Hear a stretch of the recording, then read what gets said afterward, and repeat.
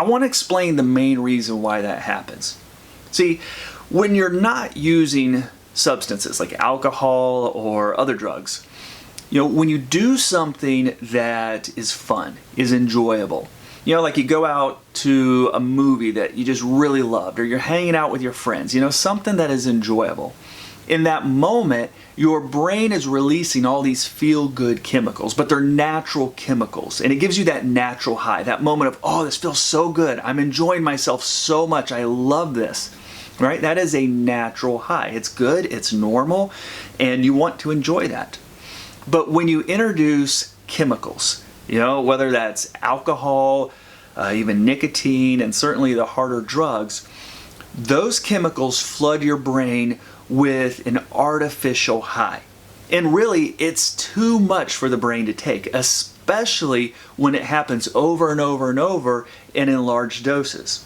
So the brain has to compensate. And the way it compensates is the receptor sites in your brain that absorb those feel-good chemicals, whether they're natural or artificial. Because your brain is overwhelmed, it starts eliminating those receptor sites. It starts shrinking that part of the brain, like literally. And so what a person has to do is now the same amount of drinking or drugging doesn't get them high. So they have to use more and more and more.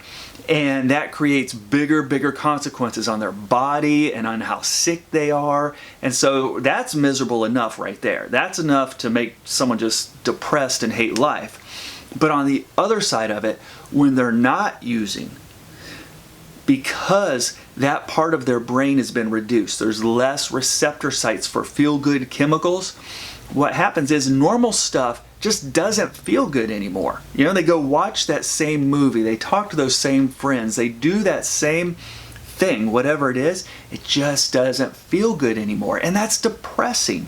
And people know this, right? They know that they're not enjoying life. And they know that they're using more and more and more of substances. They know their life's getting out of control. And that's just miserable. And they don't want to think about it. And that's where a lot of people, a lot of addicts, will project onto other people. You're the one who's making me miserable. You're the one who's doing this, or it's my job, or it's this. It's anything else except for themselves, because they don't want to look at themselves and how miserable their life is.